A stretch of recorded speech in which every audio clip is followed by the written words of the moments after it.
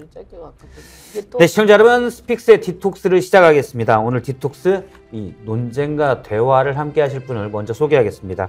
김용남, 이현주 두 전 의원과 함께합니다. 안녕하세요. 네, 안녕하세요. 김용남 전 의원님은 국민의힘에 계시다가 개혁신당의 지금 정치회기 의장을 맡으셨고, 이현주 전 의원님은 최근 국민의힘을 역시 탈당하셨는데 일단 민주당의 입당 권유까지가 있고 아직 입당할 건지 복당할 건지 말 건지 아직 입장을 결정 못했어요. 결정을 못하셨고요. 아니 뭐 이렇게 일단 내부적으로 정비가 안 되는 것 같아서 그분들 내부 정비되는 걸 지켜보고 있습니다. 민주당의 의견이 한쪽으로 모이는 걸 보고 아니 어쨌든 가서 이렇게 제가 좀 도와서 뭘 만들려면 그죠? 대표의 제안은 고맙지만 어느 정도는 그죠? 일할 수 있는 여건이 돼야 되지 않을까요? 내부 정비도 안 된다게 들어가려고 그렇게. 아니 내부 정비가 어느 정도 됐겠지. 근데 이제 그냥 제 생각에는 이제 조금 급하게 할 필요 있나 이렇게 생각하는 거죠. 생각해 보면 두 분이 원래 국민의힘에 계셨는데 두 분 다 이제 여당에 대해서 비판적인 부분에 대해서는 비판을 쭉 하시다가 개혁신당으로 가셨고, 사실 국민의힘의 당적은 갖고 계셨지만 개혁신당 분들이랑 더 친하게 지내시다가 아니 그 국민의힘에 있을 때부터 저분들 나가신 것도 얼마 안 됐어요. 그렇죠. 근데 친하게 그 전부터 이준석 대표랑 지냈죠. 북콘서트도 같이 하고 그러다 이제 민주당 입당 네, 권유를 받으셨고 약간은 상황이 좀 국민의힘하고는 이제 국민의힘에 대해서 아주 비판적인 건 똑같죠. 내부에서 저보다 오히려 제가 오히려 김용남 의원님보다 훨씬 더 비판적이었죠. 국민의힘에 대해서. 김용남 의원님은 한때는 그래도 좀 이렇게 캠프에도 계셨어요. 또 오랫동안 또 믿음도 좀 유지하셨죠. 제가 보기보다 참을성이 많아요. 겉으로 드러내지만 않았을 뿐이다. 쭉 참다가 이게 임계점을 이제 뚫으니까 그런 거지. 사실은 뭐 물론 애정도 있고 왜 저러나 싶어도 내색도 좀 안 할 때도 있었는데 해도 너무 하니까 이제 말을 하기 시작한 거죠. 이제 더 이상 못 참겠다. 저는 아예 처음에 경선할 때부터 좀 어렵겠다. 어렵겠다. 힘들다. 경선할 때요? 경선하기 전부터. 경선하기 전부터. 아니 이게 딱 보면 견적이 나오거든요. 그리고 그 예상하는 그거랑 크게 다르지 않거든요. 근데 사실 제가 몇 가지로 처음에 비판했어요. 윤석열 대통령 우리 당이래 국민의힘에 입당할 때부터 비판했거든요. 그때 이제 세 가지 이유였는데 어떻게 국정 운영 준비 전혀 안 돼 있는 사람이 검찰총장 하다가 바로 대통령 아니야, 국회의원도 아니고 이건 있을 수가 없다. 사실은 제대로 안 된다. 아무리 노력해도 그건 분명한 한계다. 그래서 나라가 불행해지는 거고, 두 번째는 저는 사실은 평생을, 그러니까 우리 김용남 의원님처럼 잠시 검찰에 있다가 이제 정치권에서 막 이렇게 그 세파에 시달렸다가 뭘 하면 모르겠는데, 검찰에서 굉장히 평생을 있다가 검찰에서 최고 꼭대기까지 올라가다 그 상명하복 조직에서 그러다가 갑자기 대통령이 딱 되면 모든 것이 검찰 스타일로 할 수밖에 없거든요. 그건 이제 정치나 통치하고 검찰의 상명하복 이 동일체는 완전히 다르기 때문에 우리나라의 대통령의 자리가 연습하는 자리가 아니잖아요. 안 될 수밖에 없죠. 그래서 모든 일의 해결을 수사, 사법 이걸로 이 시각으로 보는 거거든요. 그래서 어디에 어떤 카르텔 내지는 어떤 병폐, 어떤 모순점이 있다. 어떤 사회, 어떤 영역에 그럼 그걸 어떻게 보냐? 사법적으로 문제가 있어. 그럼 이거 때려잡으면 돼. 이렇게 생각한다든지. 그렇죠. 아니면 이태원 참사 같은 걸 보면서도 정치를 통해서 해결할 게 굉장히 넓은데 그게 아니라 여기에서 누가 사법적으로 형사적으로 책임이 있느냐 해서 그 사람만 잡아서 처벌하면 돼. 그럼 모든 게 끝났어. 이런 사고방식이 있을 수밖에 없어요. 그래서 그게 두 번째였고, 세 번째는 저는 이 세 번째가 앞으로 더 중요할 거라고 보는데요. 그분이 사실은 보수를 계멸한 사람이잖아요.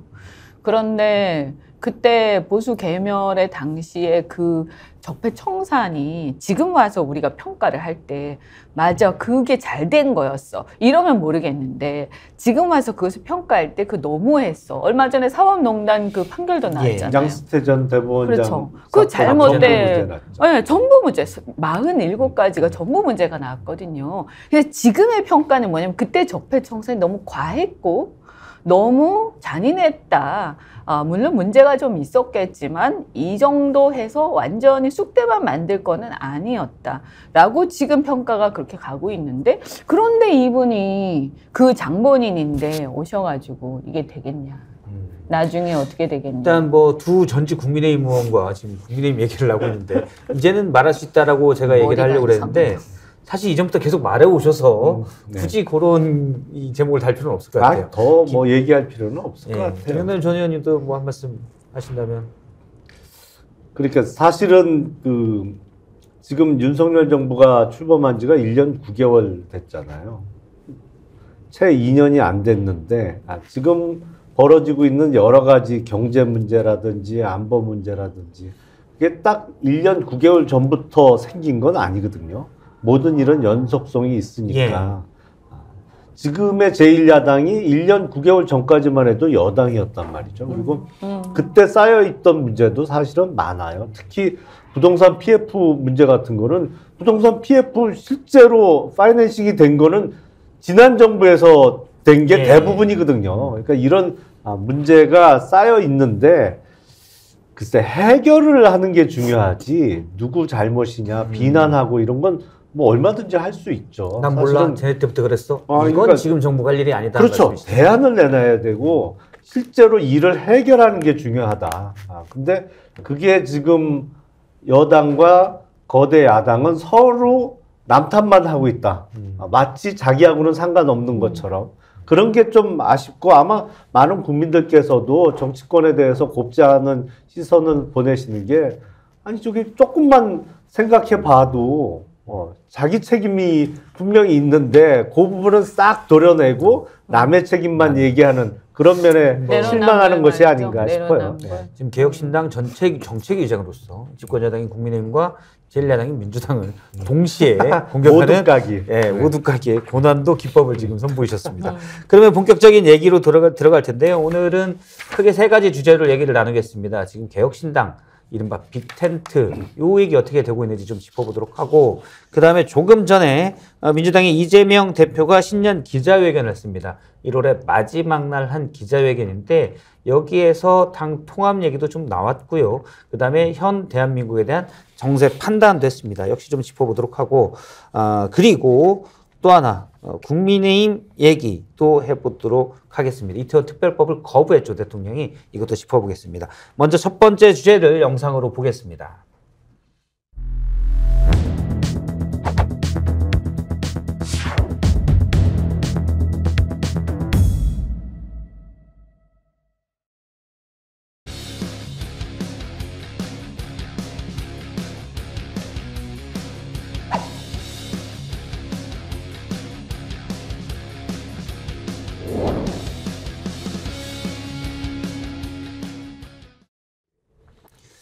자, 이준석 개혁신당 대표가 몇 가지 쟁점이 될 만한 공약들을 내고 있는데 일단 눈에 띄는 것들이 혹 갈라치기 아니냐. 노인과 청년의 갈라치기, 또 남성과 여성의 갈라치기 아니냐라는 비판도 나오고 있습니다. 이번에 발표한 정책은 경찰이나 소방공무원, 또 교정공무원 등을 하려면 여성도 군대를 다녀와야 한다라고 주장을 했습니다. 먼저 이현주 전 의원님 생각부터 물어볼까요? 어떻게 생각하십니까?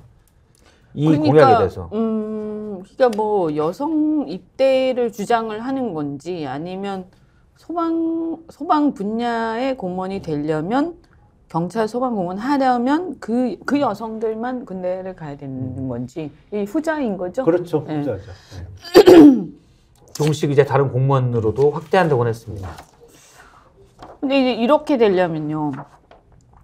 이게 그러면 다른 공무원들은 어떻게 할 거냐. 저는 그 형평성 얘기가 나올 거라고 봐요. 그래서 예를 들어서 유사한 다른 공무원들 있잖아요. 뭐 뭐라고 해야 되나? 약간 경찰 비슷하지만 경찰은 아닌 뭐 이런 영역들도 있을 수 있잖아요. 예를 들어 뭐 각 부서에 특사경들이 있죠. 그렇죠. 그러니까 설명을 좀 네, 드리면 네, 네.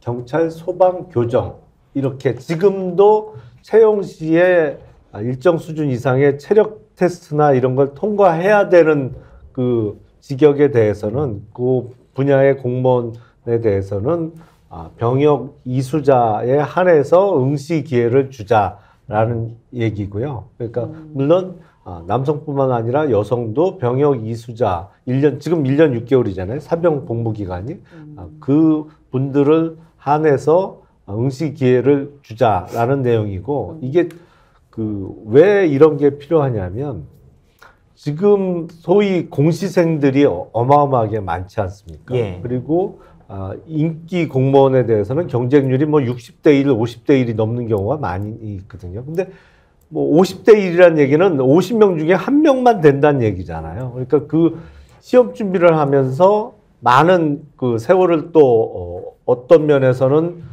그 시험 준비하면서 세월을 보내는 것도 많고, 근데 실질적으로 이렇게 병역 이수자를 응시 자격자로 제한함으로 인해서 실질적인 경쟁률도 많이 줄일 수 있고, 그리고 어차피 일정 수준 이상의 체력 내지는 뭐 이 어떤 그 검증이 필요한 거기 때문에 경찰이나 소방을 하려면 체력도 있어야 되니까 그렇죠. 현장 실무를 하려면요 그런 말씀이시죠.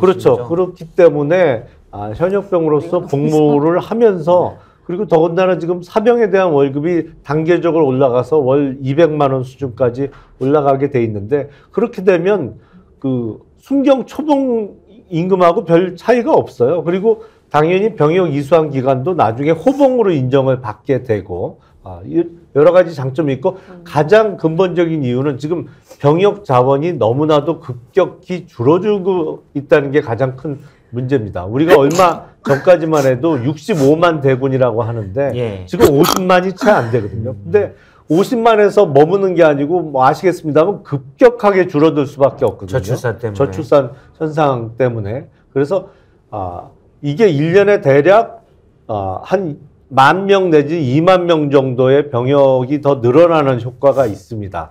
그래서 그런 것도 대체할 겸 해서 지금 말씀이 전반적으로 갈라치기가 아니고 그렇죠. 여러 면을 종합적으로 고려한 거다라는 말씀이신 거죠.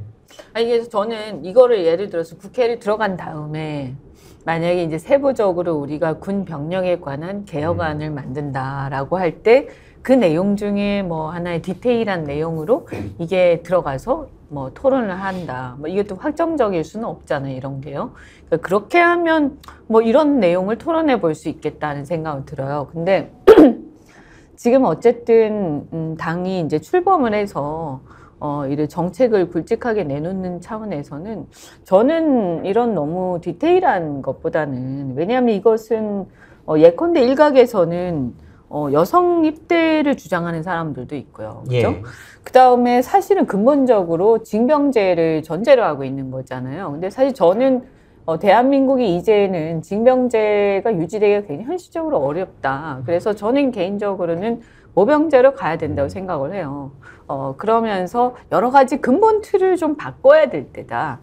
물론 예를 들어 모든 남녀 또는 남성이 훈련 정도는 받아야 된다. 훈련 정도는. 우리나라는 특수한 위치에 있기 때문에. 하지만 병역 의무를 필요한 최소한의 훈련이 아니라 계속 군대에서 계속 시간을 보내면서 이렇게 있어야 되느냐라는 거에 대해서는 저는 모병제로 가는 것 같아요. 그래서 예컨대 한 3개월 내지 6개월의 훈련을 받고 나머지는 모병으로 하는 게 좋다. 전 국민이 뭐 남성, 여성 그렇죠. 할 것 없이 다 훈련을 받고 정규군의 유지는 그렇게 하는 게 좋다. 거기에서 그러면 여성도 할 거냐 말 거냐 예. 하는 거 그럼 똑같은 형태로 훈련을 받을 거야. 만약 한다고 했을 때 기간도 똑같이 이거 좀 다른 문제죠. 근데 어쨌든 제 얘기는 큰 틀에서 모병제로 이제 전환하고 그 모병제를 가는 걸 전제로 여러 가지를 지금 구상하는 게 좋다라고 저는 생각을 해요.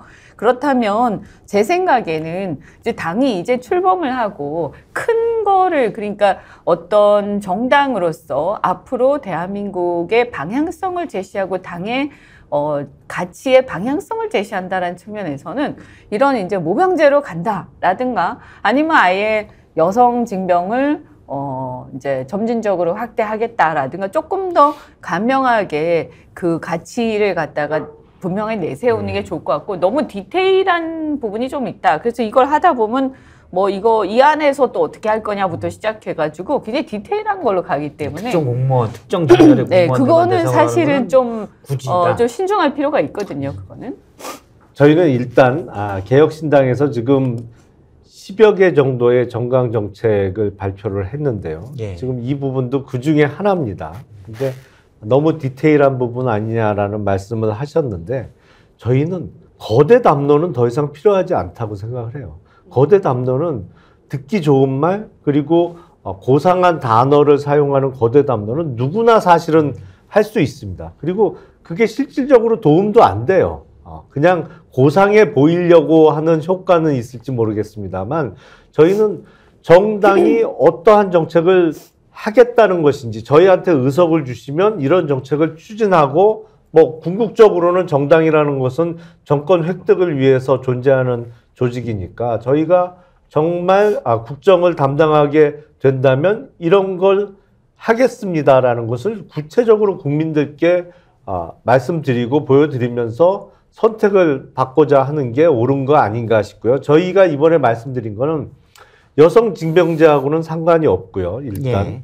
그리고 모병제 말씀을 하셨는데 모병제로의 이행이 과연 언제쯤 가능하겠느냐. 이것도 쉽지 않은 문제거든요. 그러니까 지금 남성 징병제를 하고 있습니다만 궁극적으로 모병제를 검토할 수는 있겠죠. 하지만 그 시행 시기를 우리가 언제라고 못 박을 수도 없고 모병제는 모병제대로 문제점이 있거든요. 그래서 그 언젠가는 모병제를 해야 될지도 모릅니다만 그거는 추후에 상황을 봐서 계획을 세우기로 하고 그 과도기적인 단계에서 지금 계속 줄어들고 있는 남성 병역 자원에 대한 해결책의 일환으로 어차피 일정 수준 이상의 체력 내지는 이런 검증이 필요한 직역에서는 이걸 다 호봉 인정해주고 그러면 글쎄요 어떤 면에서는 누구도 손해보지 않는 윈윈하는 정책 아니냐 이런 생각이 듭니다. 모병제를 길게 검토할 수 있지만 당장 도입할 수 없기 때문에 그렇죠. 당장 급한 병력 자원 문제 이런 것들을 감안할 때 특정 직렬에 있어서 의무 그렇죠. 복역을 했을 경우에 어드밴티지를 것들이 좀 필요하다는 말씀이신데 제가 그러면 그 정책 문제는 이제 어느 정도는 많이 또 논의가 된 문제니까 이준석 개혁신당 대표의 이런 문제제기 방식에 대해서 하나 여쭤볼게요. 왜냐하면 이 문제를 가지고 누구는 논의해볼 만한 주제라고 하고 또 누구는 이준석 대표가 어쨌든 개혁신당의 깃발을 들고 있는데 네. 너무 갈라치기를 하려고 한다는 비판도 민주당 쪽에서 나오거든요. 짧게 어떻게 이현주 의원님은 어떻게 보십니까? 갈라치기는 아니다.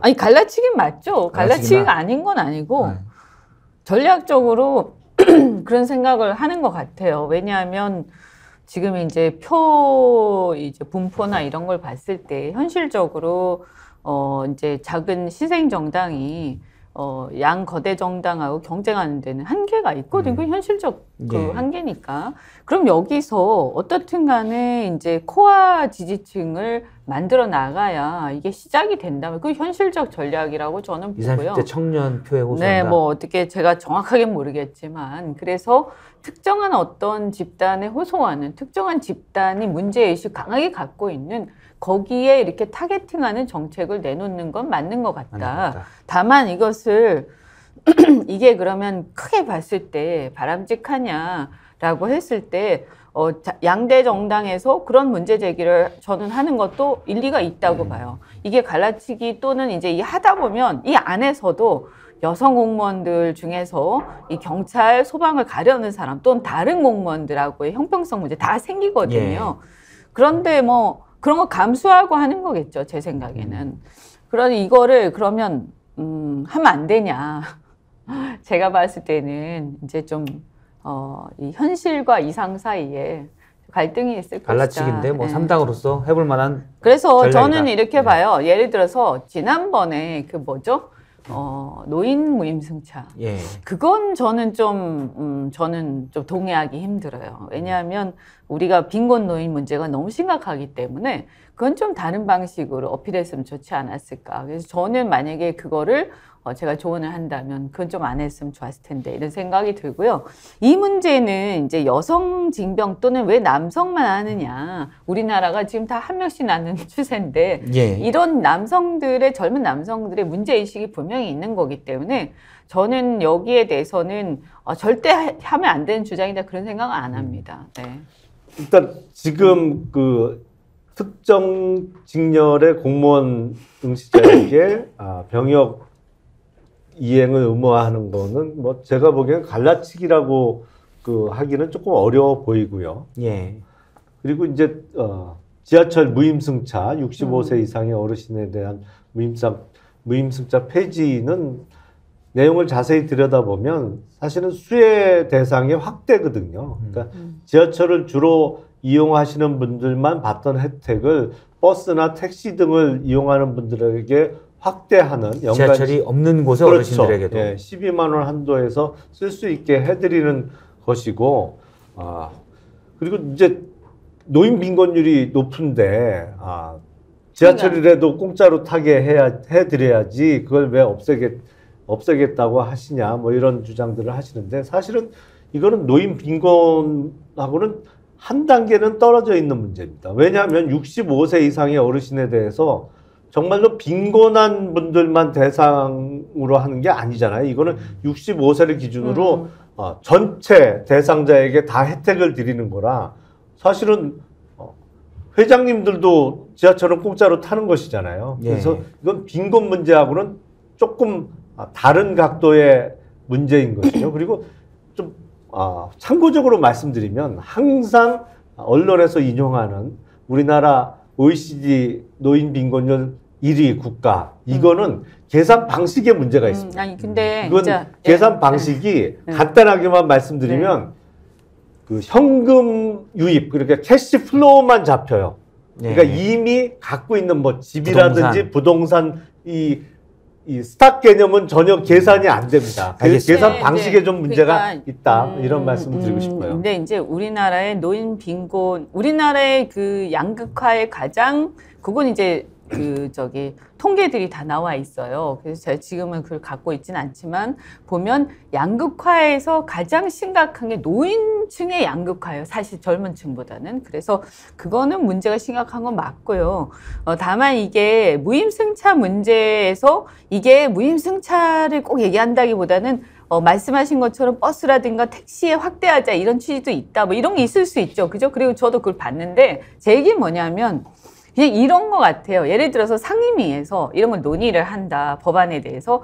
그러면 그렇게 얘기하고 세세하게 논쟁하는 게 맞는데 이제 정당으로서 이제 출범을 하는 입장에서 큰 프레임을 던지는 거잖아요. 그럼 그럴 때는 이 정당의 방향성이 어디냐, 큰 어떤 방향이 어디냐라는 것을 국민들이 굉장히 쉽게 알 수 있는 하나의 그걸로 딱 얘기를 하는 거기 때문에 이렇게 이제 노인 무임승차 이렇게 딱 해버리면 뭔가 노인 빈곤 문제나 이런 시대적 어떤 과제에 역행하는 것처럼 그 인식이 될 수밖에 없어요. 왜냐하면 국민들이 이것을 굉장히 자세하게 보지 않거든요. 그래서 저는 그 말씀을 드리는 거고, 그래서 정당의 어떤 큰 대표적 아젠다로 하기에는 이것도 이제 보면 안에 내부를 들여다보면 그게 또 아니라고 설명하시고 또 그게 일리 있는 부분도 있어서 저는 이렇게 왜 얘기했을까? 괜히 갈라치기 오해를 받는다 이 말씀 드리고, 아까 그 소방공무원 경시 이것도 똑같은 거예요. 그래서 이것도 그런 큰 틀에서 이거 방향이 뭐냐, 여기 깔려 있는 철학이 뭐냐, 요걸 먼저 얘기를 하고 그 안에 내용 중에 이것을 말했으면 좀 더 이 당은 이런 걸 추구하는구나 라는 게 금방 들어오죠. 이현주 의원님의 조언인데 받아들이실 의향이. 그러니까 기사의 타이틀만 보고 말씀하시지 마시고 아니 그게 아니라 기사 내용을 좀 보시면 다 들어있어요. 다 봤는데 이제 정당을 운영하는 어떤 관점에서 다 봤는데 이게 뭐냐면 선거를 앞두고 어쨌든 사람들은 안에 걸 자세히 보고 안에 걸 가지고 얘기 안 한다는 거죠. 그래서 예를 들면 저는 이런 얘기를 한 적이 있거든요. 예전에 그 무임승차와 관련해서 아침 저녁으로 출퇴근 시간에 매우 붐비기 때문에 그때는 그 비용을 받자. 그러면 예를 들어서 이건 무임승차를 폐지하는 게 아니라 무임승차 제도를 합리화하는 거죠. 그러니까 사실 근데 이렇게 얘기하면 무임승차를 합리화한다 이러면 이게 표가 안 돼요. 왜냐면 아무 각이 안 서니까. 이런 현실이 있는 거예요.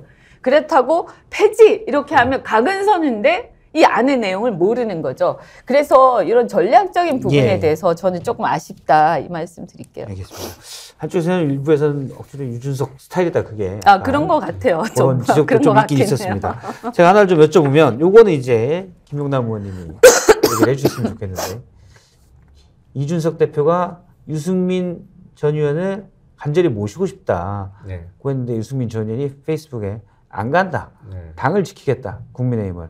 왜? 당을 너무 사랑하니까. 뭐 공천 신청은 안 하겠다. 여기에 대해서는 해석이 분분한 것 같습니다. 일단 유승민 전 의원이 개혁신당 행을 안 하겠다고 했습니다. 여기에 대해서는 어떻게 보세요? 매우 아쉽죠. 아쉽다. 사실은 유승민 전 대표와 같은 정치적 중량감 그리고 그분이 오랫동안 축적해온 합리적인 어떤 이미지 이런 분이 개혁신당에 합류해 주시면 개혁신당에 대한 어떤 이미지 개선 효과도 있고요.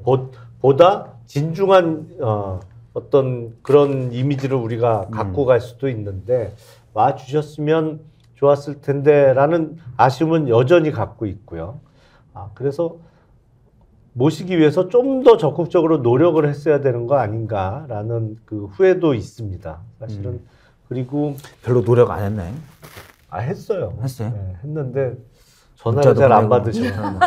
저도 오늘 뭐 때문에 전화하려고 원래 했는데 원래 전화 안 받으시더라고요. 네. 원래 전화 안 받으세요. 제가 볼 때 이제 1월 하순, 본인이 2월 전화 초순은 받으면 전화 잘 안 생각이 받는 것 같아요. 아니 근데 아니 평소에도 잘 안 받아요. 국민의힘에 남아 계셔서 어떤 롤이 주어질지 잘 모르겠어요. 왜냐하면 최근에 기사 나오는 거 보면 뭐 경기도 어디 뭐 오산 얘기도 나오고 뭐 이런 얘기를 나오는데 글쎄요 그렇게 쓰임을 당하는 게 과연 유승민 전 대표 입장에서 그 적절한 대우를 받는 것인가? 물론 대우받으려고 정치하는 건 아닙니다만 글쎄 뭐 안민석 의원에 대한 일종의 그것도 자객공천 수준에서 논의되는 것이잖아요.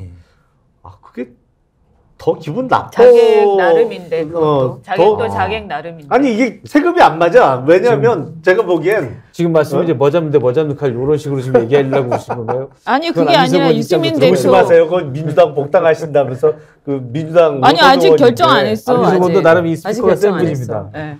아니 잠깐 말씀드리면 근데 제 얘기는 그러니까 자객공천과 같이 논의되고 있잖아요. 근데 이른바 자객공천은 정치적으로 센 사람, 중량감 있는 사람을 제거하기 위해서 몸이 재빠르고 뭐 이렇게 해서 보내는 느낌이잖아요. 근데 이렇게 보면 자객이 덩치가 더 커 이거는 어떻게 유승민이 닌자가 되느냐? 그러니까 약간 다윗과 자객은 다윗과 골리앗 같은 느낌을 줘야 돼요. 그래서 거꾸로잖아요, 지금 그래서 이미지는. 뭐냐면 약간 이게 승산이 있으려면요. 그 있는 사람이 이제 좀 더 거물이고 그다음에 도전자는 굉장히 좀 참신하지만 굉장히 그 좀 날카롭달까 뭔가 하여튼 실력자. 좀 실력은 있는 것 같은데 아직 그 체급은 조금 떨어지고. 그렇죠. 하지만 포텐셜은 그렇죠. 뭐 이래야 되는데. 그래서 약간 다윗과 골리앗 같은 싸움의 구도를 만들어야 이게 성공하거든요. 골리앗으로 다윗 치러 다니느냐 뭐 이런 말씀이시네요. 아니 그 정도는 아니고요. 그 다음에 또 하나가 지역적으로도 오산은 이렇게 경기도의 중심은 아니잖아요. 냉정하게. 그러니까 수원이나 이런 데지 않습니까? 근데 이 유승민 의원이 경기도에 그 연고가 딱히 있는 건 아니거든요. 왜 갑자기 경기도에서 오산 얘기가 나오는 걸까? 그죠? 좀 약간 뜬금없다. 서울도 아니고. 그래서 뭐 그거야 경기도지사에서는 그거하고 또 다른 얘기죠. 지역구 출마하는 거는. 그래서 좀 약간 저는 그건 아닌 것 같고요. 저는 그냥 안 나가실 것 같은데요, 그냥. 아니 그래서 제 바람이 있다면 유승민 전 대표님이 국힘에 남아서 그렇게 그 취급을 당하실 바에야 지금이라도 오시면 나와서. 좋지 않을까. 개혁신당으로 만약 모셔가면 유승민 전 의원님을 어떻게 대우해줄 계획이십니까? 뭐 상임 고문으로 모셔야 되지 않을까요? 뭐 당 출마 이런 대표직을 것보다는. 드릴 수는 없는 거고. 이게 비례대표 딜레마. 드립니까? 비례요? 네, 비례. 그거는 뭐 구체적으로 그 유 전 대표님의 의중이 가장 중요하겠죠. 그건 뭐 어떤 형태로든 의사 확인이 되면. 그리고 사실은 저는 그렇게 생각해요. 그 정도 정치적 중량감이 있는 분을 모시면서 지금은 뭐 안 오시겠다고 합니다만 오시는 그 조건으로 어떤 자리를 공개적으로 맞아. 언급하는 것 자체가 전 적절하지 예의가 않다고 생각을 해요. 정말 연봉 얼마 주겠다 이런 거예요. 그렇죠. 아니다. 그건 적절하지 않아요. 뭐 와 주신다라면 감사한 일이고 저희한테 큰 도움이 될 거고 어떤 의사를 갖고 오시는지만 뭐 들어와서 내부적으로 논의를 하면 되는 거지. 뭐 그걸 구체적으로 공개적으로 말씀드리는 거는 옳지 아니, 않습니다. 이제 뭐 김지우 저희가 이제 다음 주제로 또 좀 넘어가야 돼서 요거를 아마 그냥 안 가실 것 같아요. 제가 그러니까 안 가시는 게 아니라 출마? 출마 그냥 안 한다고 했으니까 제가 볼 때는 이 총선 이후의 국면을 생각하는 거 아닐까요? 윤석열 정권이 좀 어려울 흐트러지기만 거라고 기다렸다가 그렇게 또 표현하면 흐트러진다. 지금 예를 들면 이런 거죠.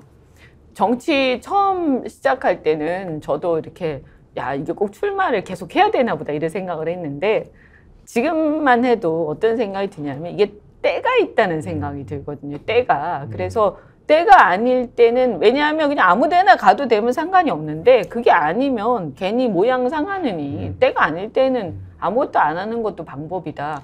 이런 어젯밤에 거죠. 그 생각하신 거 아니에요?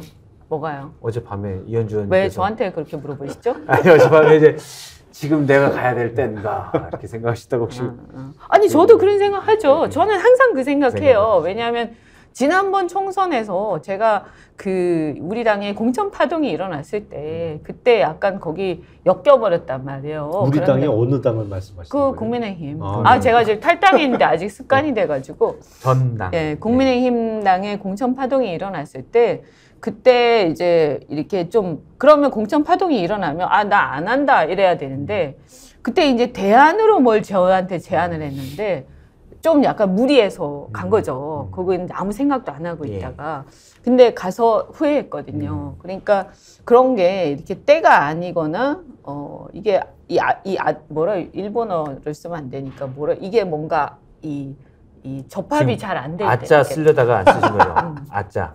아수라 뭐 이런 거. 아니 뭐 이렇게 쓰시고 그래서 이게 이렇게 딱 이렇게 안 맞을 때는 그럴 때는 이제 유승민 대표도 지금 그런 상황. 그러니까 개혁신당 소원하신다면? 그쵸 개혁신당에 아마 맞을 거예요. 그리고 사실은 솔직히 말씀드리면 저도 고민했었거든요. 예. 근데 이게 뭐냐면 어쨌든 이준석 중심의 당이라는 그게 굉장히 강하거든요. 그러다 보니까 유 대표 갔을 때 역할에 대해서 상당히 고민이 됐을 거예요. 네. 알겠습니다. 이제 오늘 또 나온 얘기를 한번 짚어보도록 하겠습니다. 두 번째 주제 민주당 얘기인데 이재명 민주당 대표가 신년 기자회견을 오늘 낮에 가졌습니다. 이 영상으로 먼저 보고 얘기를 나누겠습니다.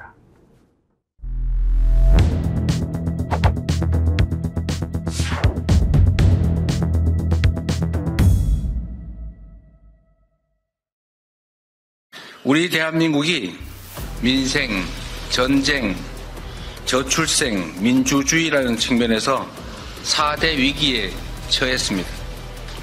윤석열 정권의 독단과 무능으로 대한민국이 무너지고 있습니다.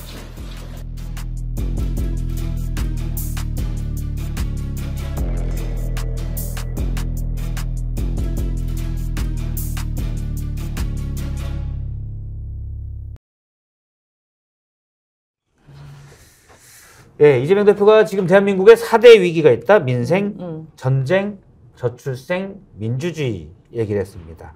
그 다음에 좀 중요한 맥락들, 당내 현안에 대해서는 기자들과의 일문일답에서 얘기가 좀 나왔는데요. 통합, 공천, 뭐 이런 얘기에 대한 질문이 있었습니다. 이른바 이제 찐명들과 친문의 갈등에 대해서 언급을 한 그런 질문인데 이재명 대표에게는 통합도 있어야 되고 공천에서 그리고 그 이후에 혁신도 있어야 된다. 갈등과 분열이 경쟁하다 보면 있게 마련인데 내가 볼 때 지금은 그다지 크지 않은 것 같다라고 얘기를 했습니다. 이 말에 대한 평가를 일단 이현주 의원님은 이재명 대표의 전화를 직접 받은 사이니까 좀 뒤에 물어보고 김영남 의원님부터 먼저 지금 좀 물어보겠습니다. 조심스럽나요, 저는? 예, 아무래도. 제가 또 이렇게 상황에 대한 배려를 해드려야죠. 네. 예.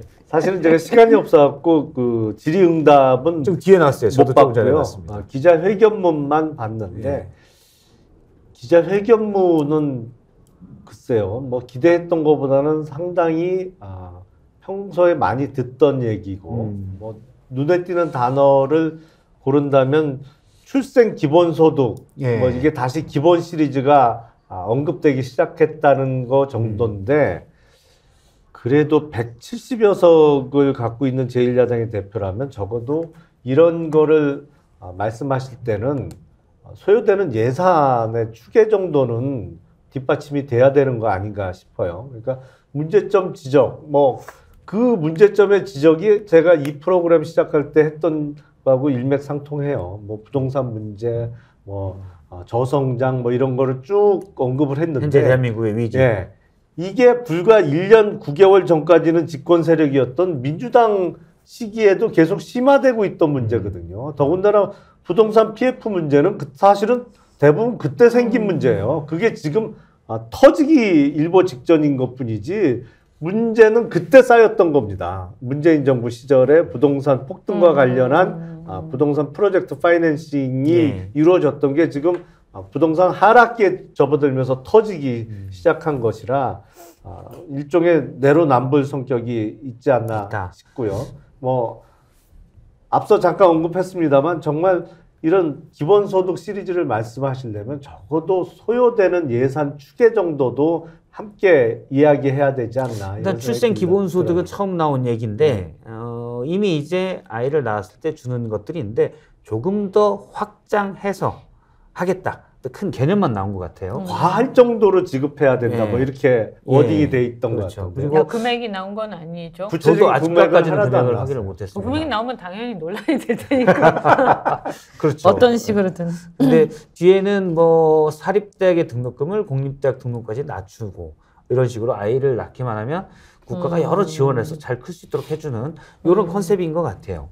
예. 근데 그거는 지금도 우리나라 대학 교육의 수준이나 질이 너무 낮아서 문제인데 그렇다면 사립대학교 등록금을 국립대학 수준으로 낮춘다 그러면 그냥 대학들 보고 비용 전혀 쓰지 말고 학생들을 가르쳐라고 할 수는 없는 거고 아마 이제 그걸 국가가 어떻게 그 차익을 보전을 보전해 줄 해주거나 거냐 이런 거게 네, 되겠죠. 뭐 그게 구체적으로 나와야 되겠죠. 재원이. 사실은 지금 그 교육청이 담당하는 초, 중, 고교에 대한 예산은 사실상 지금 남잖아요. 교육재정 부담금이 남죠. 예. 예. 그 돈은 남는데 그게 대학으로 이전이 안 되고 있는 것이죠. 이게 네. 대학은 아시다시피 교육부 소관이고 초중고는 교육청에서 청 하다 소속이니까. 보니까 이게 불균형하게 지금 돈이 어느 한쪽은 남아서 걱정이고 어느 한쪽은 너무 모자라서 걱정인데 이 해결도 안 되고 있잖아요.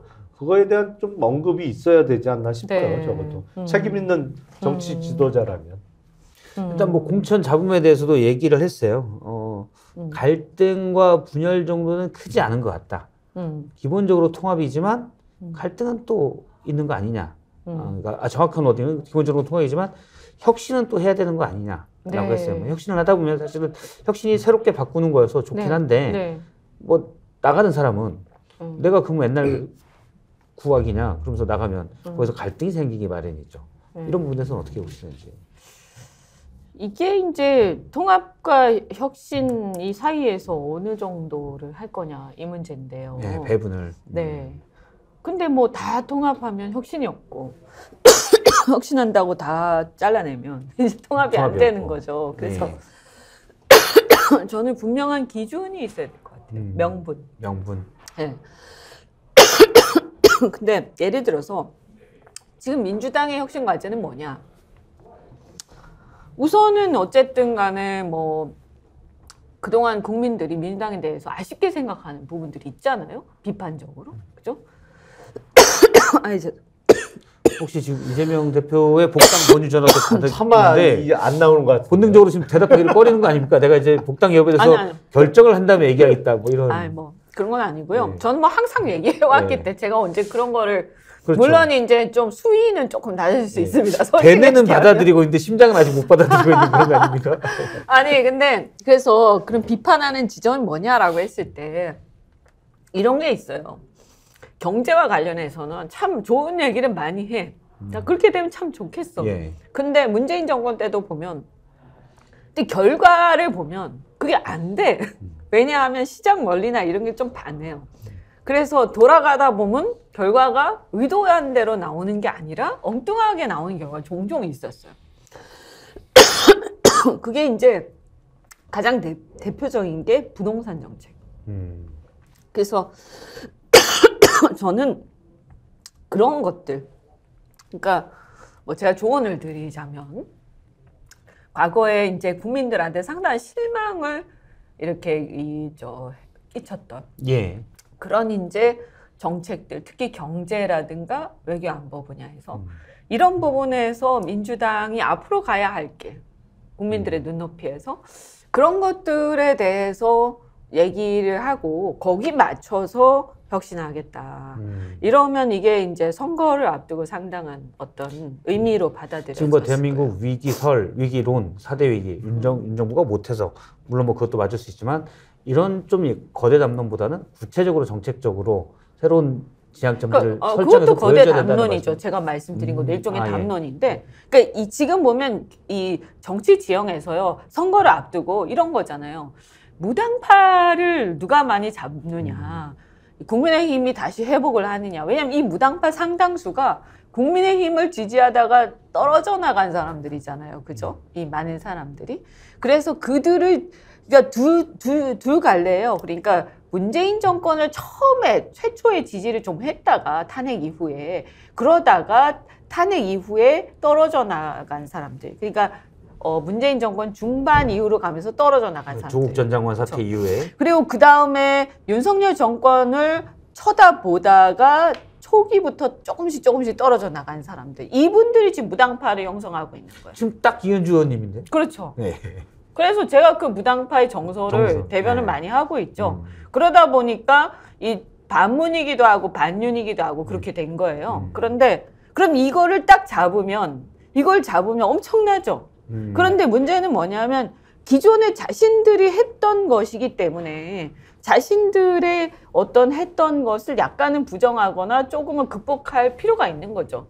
그게 쉽지는 않다는 거예요. 예. 제 얘기는 뭐냐, 그럼 민주당 측에서 과거에 잘했던 것도 있지만 국민들이 실망해서 지금 지지하기에는 뭔가 멈칫하고 주저하는 부분에 대한 어떤 해결책, 방향 제시. 그러면 이게 혁신이 되는 거죠. 그 다음에 이제 그걸 예. 사람으로 보여줄 수도 있고, 아니면 이제 그런 것들을 어떤 기준을 제시할 수도 있는 거죠. 그래서 그런 논쟁들이 민주당 안에 일어나고 있는 걸로 보이는데, 저도 혁신을 바라는 입장에서. 혁신을 바라는. 그럼요. 그럼 민주당이든. 통합보다는 혁신이 지금부터 중요하다. 지금은 꼭 뭐를 비교를 하는 게 아니라요. 필요한 혁신은 해야 되는 거죠. 필요한 혁신은. 국민들이 다 바라고 선거에 이기기 위한 혁신은 해야 되는. 그럼 선거 안 이기겠다는 얘기잖아요. 그러니까 민주당이든 국민의힘이든 해야 되는데, 국민의힘은 지금 혁신하기에는 시점으로 예. 아직 성숙되지 못했어요. 왜냐하면 지금도 일어나고 있는 일이기 때문에.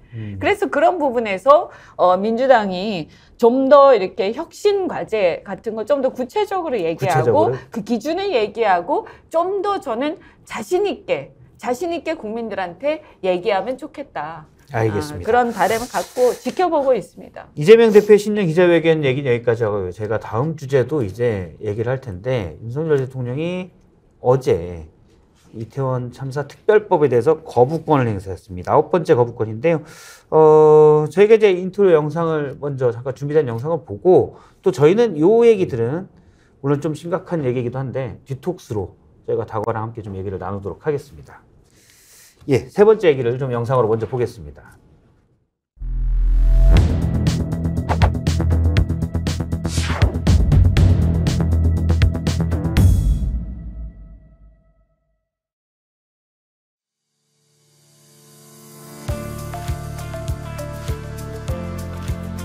자칫 명분도 실익도 없이 국가 행정력과 재원을 소모하고 국민의 분열과 불신만 심화시킬 우려가 있습니다.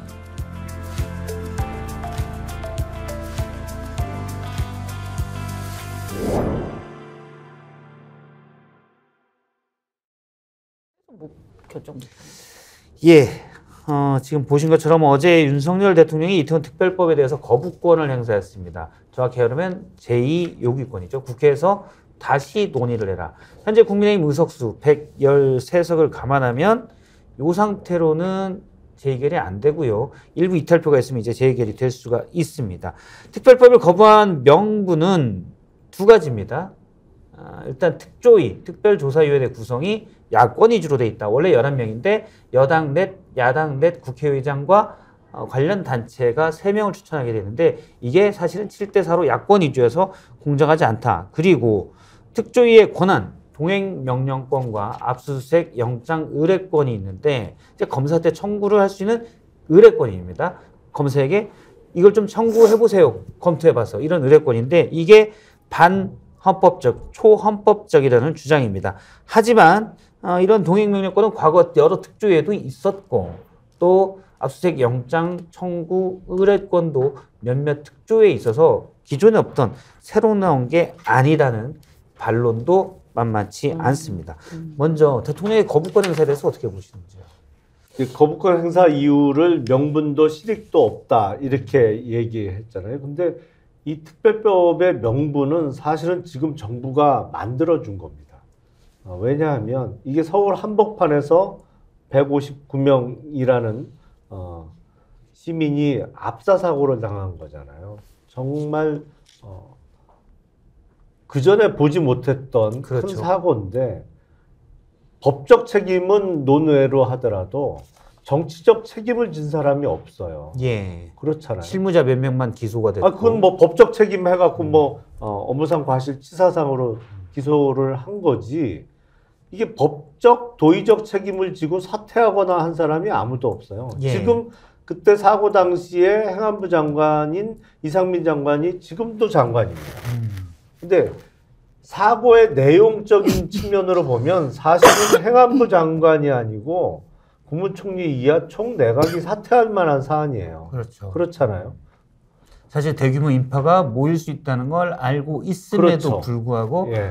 제대로 대응을 아니, 못했죠. 그리고 수도 서울 한복판에서 이런 일이 일어난다는 게 뭐 상상하기도 어려운 그렇죠. 일이잖아요. 그러니까 그 정도로 큰 충격을 줬는데 책임을 안 진 상태이기 때문에 특히 정치적 책임을 아무도 안 진 상태이기 때문에 특별법의 명분을 오히려 정부가 만들어줬다.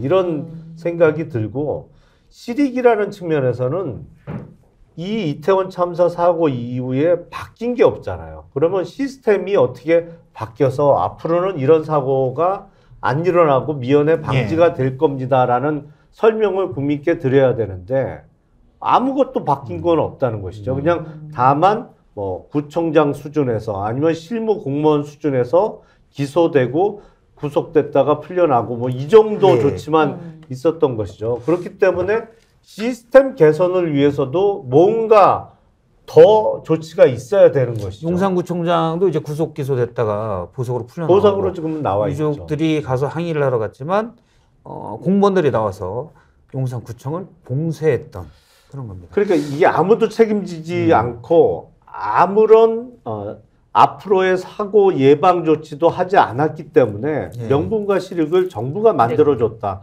이런 생각이 듭니다. 어떻게 보시는지? 아니 이건 다 맞는 얘기예요. 그리고 저는 아까도 제가 정책에 대해서도 그 얘기했죠. 대통령도 마찬가지거든요. 대통령도 이게 지금 대통령 이 문제가 무슨 뭐 장관이 나와가지고 얘기하는 이런 게 아니잖아요. 그러면 이 이태원 특별법은 이태원 참사는 우리 국민들한테 엄청난 슬픔을 안겨준 그렇죠. 충격과 슬픔을 안겨준 비극이고 이 문제는 사실 형사법뿐만이 아니라 어떻게 보면 철학적 문제, 우리 사회가 왜 이렇게 상명하복의 권위주의에 가득 차서 경찰이나 사람들이 자기 할 일을 국민을 위해서 희생해서 하지 않고 대통령 눈치, 윗사람들 눈치에 연연하느냐. 이게 옛날부터 사실은 우리나라의 어떤 고질적인, 물론 아시아의 어떤 권위주의적 그 성향이 남아있는 나라들의 그 아주 병폐예요, 사실은. 근데 이게 좀 나아져야 되는데 이게 갈수록 더 안 좋아지잖아요, 지금. 이게 심각한 거거든요. 그러면 유사한 사건이 계속 일어나는 거예요. 그래서 저는 이런 것들을 대통령이면 이걸 뭐 특별법의 세부적인 내용이 중요한 게 아니고 이게 큰 프레임이 있는 거예요. 자, 이런 참사가 일어났어. 대한민국 국민들과 우리 대한민국의 대통령과 모든 지도자들은 너무나 슬퍼하고 다시는 이런 일이 없어야 되겠다고 생각해. 그래서 그 방향으로 우리는 가고 있어. 이게 정치고 이게 통치거든요. 그래서 세부적인 거는 이제 뭐 어떻게 해갖고 좀 조정하면 돼요. 그러면 대통령은요, 이런 걸 거부권 행사하면 안 되는 거예요. 그렇죠. 네. 이런 거를, 그러니까 왜냐면 아까 대다수의 국민들 바쁘니까 내용을 몰라요. 그러면 화면에 대통령 이태원 참사 특별법 거부권 행사 딱 하는 순간 국민들이 볼 때는 아, 그런 일이 있었는데 대통령은 저렇게 생각한단 말이야. 그러면 억장이 무너지는 거예요. 이게 왜 정말 저렇게 하는 말씀하신 건가? 대로 응? 159명이 전혀 그런 거에 위험을 느끼지 못하다가 서울시 한복판에서 이 목숨을 잃게 됐지 않습니까? 그런데 행정안전부 장관은 처음에 나와서 내 책임이 아니다 하고 그러니까요. 수사에 소극적인 것 같으니까 그러면 어떤 의심을 하게 되냐면 당시 이제 용산경찰서 경비병력이 용산 대통령실 거기 앞에 나온 집회 막다가 나중에 투입된 거 아닙니까? 그거 막다가 제대로 대비를 못했는데 그걸 감추려고 소극적이구나라고 의심을 하게 돼요. 처음부터 적극적이면 그런 의심을 안 하죠.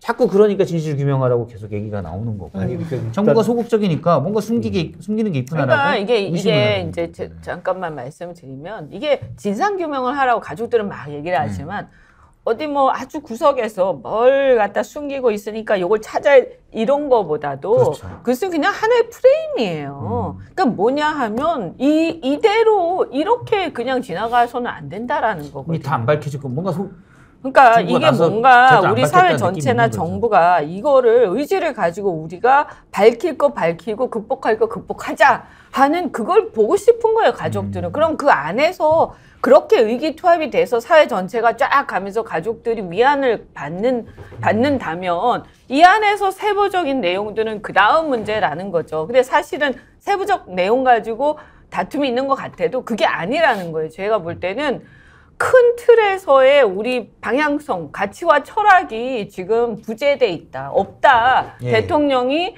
이런 문제의식 자체가 없다. 그리고 이런 것은 자, 이게 거부권 행사하고 나오면 안 돼요. 국민들이 억장이 무너지기 때문에. 그래서 만약에 세부적인 게 해결이 안 되고 뭔가 마음에 안 들고 이게 절대 안 된다라는 게 있으면 여당으로 하여금 이걸 붙들고 협상을 해서 그래서 해결하도록 계속 해야지.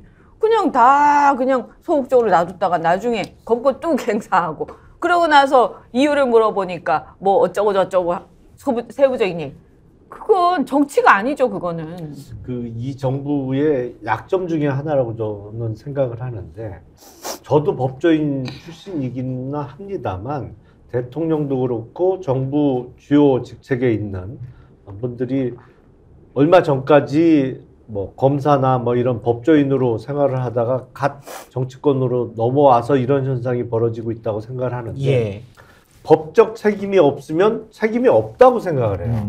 근데 그건 아니거든요. 맞아. 왜냐하면 너무 심각해 진짜.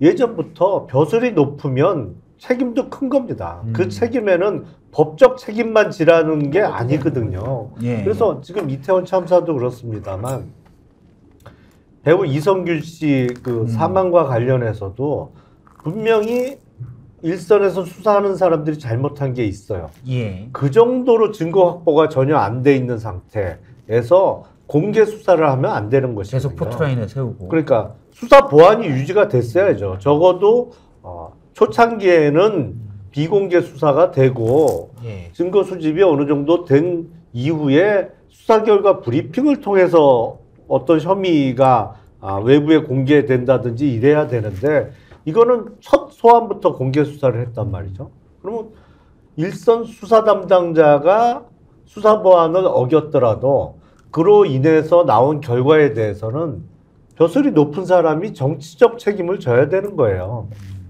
뭐 제가 보면 뭐 일례로 지방경찰청장 수준에서라도 정치적 책임을 져야 되는 것이죠. 왜냐면 그런 거 하라고 높은 자리에 앉혀놓은 거니까. 그게 저도 이제 군대에 있을 때 생각하면 아까 이제 병영 얘기가 나와서 어디서 사단에서 구타 사고가 나면 사단장이 때리라고 했겠습니까? 그렇죠. 요즘 드시면서 먹어도 해도 되는 거지. 이거. 저는 아까부터 먹었어요. 디톡스여서 지금 좀 괜찮습니다. 약간 편한 자세로 우리가 툭 터놓고 얘기하자는 거여서.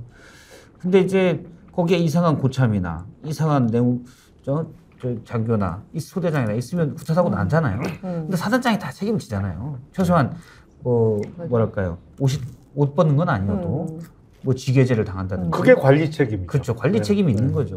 근데 여기는 뭐 이거 기소해봐야 무죄 나올 것 같은데 그러면 다 책임 없는 걸로.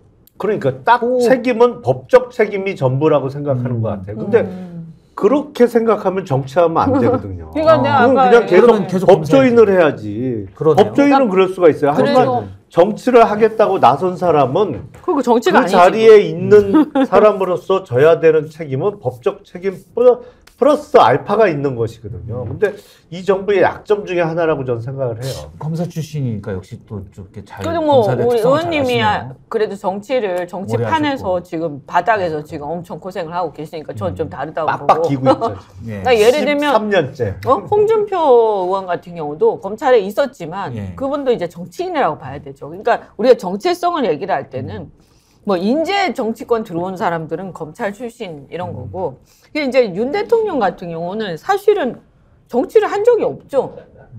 그냥 바로 대통령이 돼. 사실은 뭔가 최소한 제가 그래서 그때 주장한 게 이분이 검찰에서 잘했다라고 국민들이 생각하더라도 이분이 아무리 멋있어도 일단 정치에서 최소한 그럼 국회의원이라도 한번 해보든지 이렇게 해서 한번 검증을 받고 자기가 경험을 하고 나서 대통령을 해야지. 어째서 이렇게 갑자기 그러면 검찰총장이 대통령 자리에 앉아있는 꼴이 되는 거예요. 예. 그래서 자리는 대통령 자리에 앉아서 하는데 역할을 모든 그 세계관이라든가 방식이 사고 방식이 검찰총장인 거죠.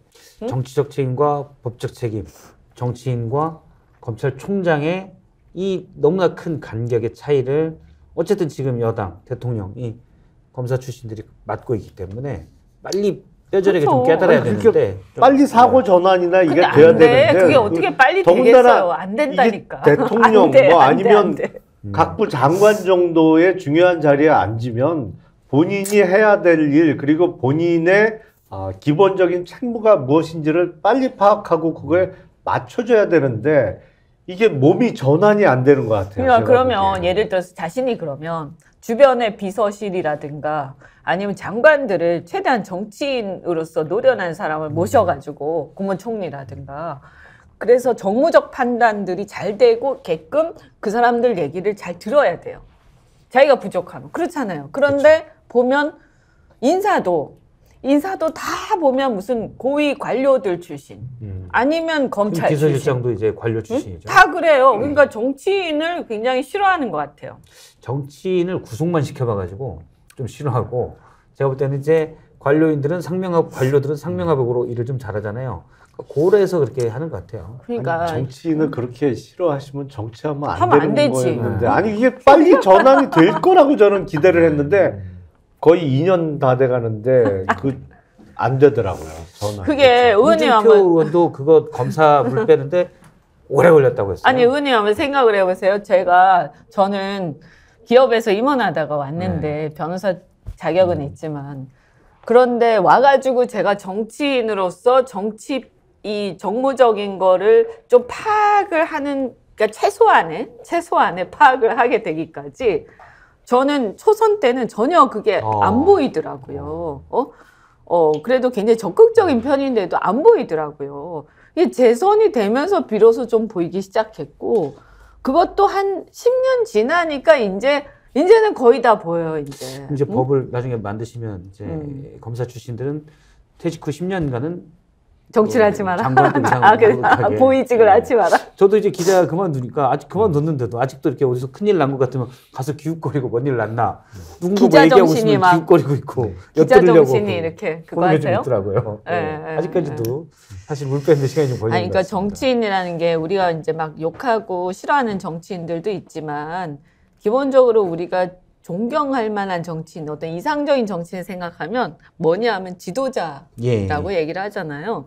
근데 이게 지도자라는 여러 가지 의미가 있죠. 그래서 어떻게 보면 이렇게 조금 원시적으로 갔을 때는 약간 종교 지도자 같은 느낌도 좀 있고, 그다음 뭔가 철학자 같은 느낌도 좀 있고, 그다음에 이제 입법자 또는 이제 법과 관련된 그런 것도 조금 필요하고, 그러니까 사실은 제가 볼 때는 상당한 어떤 철학적 경지와 그다음에 사람을 관리할 수 있는 관리 능력, 이런 게 갖추기가, 회사로 치면 인사도 해보고, 인사부서 예. 그 밑에서 말이죠. 그다음에 리스크 관리도 해보고, 그다음에 재무 관리도 좀 해보고, 영업도 그런 다음에 해보고. CEO가 돼야 되는 거거든요. 근데 그 사람이 아무리 뭐 인기가 많아도 말단 사원이에요. 그런데 인기가 많다고 해가지고 갑자기 CEO가 됐어요. 그 회사를 운영할 수 있을까요? 그런데다가 심지어는 다른 그 관리부서나 다른 어떤 영업부서나 이런 그 임원들의 얘기를 경영위원회에서 아무리 얘기해도 듣지도 않아. 내가 성공해서, 나 처음부터 나는 이 아주 입지전적인 사람이야. 나는 이 말단 사원에서 갑자기 엄청난 지지를 받고 CEO가 됐기 때문에, 니들이 언제 CEO 된 적 있어? 그렇게 평생을 일해도 다 그 모양이지. 부사장, 사장하고 있잖아. 그러니까 내 말을 들어. 이렇게 예. 되면 이게 돌아가겠냐는 거예요. 지금 대한민국의 상황이 지금 그런 거예요. 응? 알겠습니다. 오늘 뭐 여러 가지 주제에 두 전 의원과 함께, 한때 국민의힘에 계셨지만 지금은 두 분 다 안 계신 두 전직 의원님과 함께 얘기를 좀 나눠봤습니다. 디톡스도 여기서 일단 마무리를 하고요. 스픽스 디톡스는 여기서 마무리를 하고, 저희는 또 다음 주 월요일 날 뵙도록 하겠습니다. 고맙습니다.